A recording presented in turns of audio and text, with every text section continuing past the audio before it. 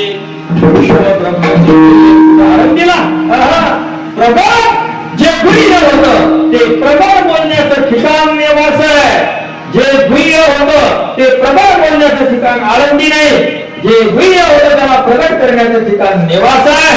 म्हणून आज माऊलींनी त्यावेळेस लोकांची जागृती केली आणि आता संस्थान कमिटी मुख्यपणे आमचे देवीदास महाराज म्हस्के समोर राहून ज्ञानोबारायांचं जे प्रबोध करण्याचं लोक जागृतीचं जे कार्य आहे ते आता या वर्षापासून सुरू होईल.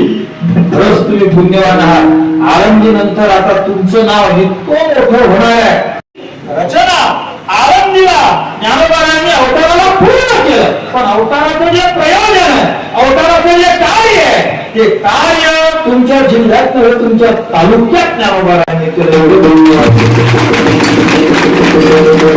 दुर्भाग्य होतं की ज्ञानोबारायांच्या समाधी स्थळावरून समाधी महाराजांचा सोहळा निघत होता आणि पंढरपूरला जात होता. काही महापुरुषांच्या ध्यानात आलं, तिथून निघाला.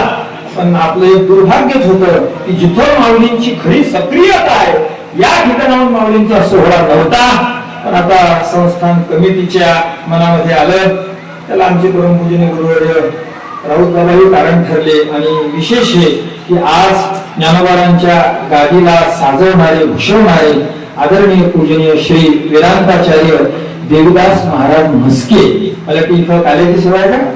काल्याच्या कीर्तनाची सेवा आहे. तुम्हाला दर्शन होईलच त्यांचं. महाराजांच्या अध्यक्षतेखाली महाराजांच्या अनुमतीनं आता इथून सोहळा निघणार आहे आणि तिथं जाणार आहे. म्हणून ध्यान ठेवा, मी आळंदीपेक्षा नेवाशाला महत्व दिलं. तिथं पूर्ण विराम आहे आणि इथं माऊलींची सक्रियता आहे. अवताराचं जे मुख्य काम आहे, अवताराचं काय काम आहे माऊलींच्या? प्रगट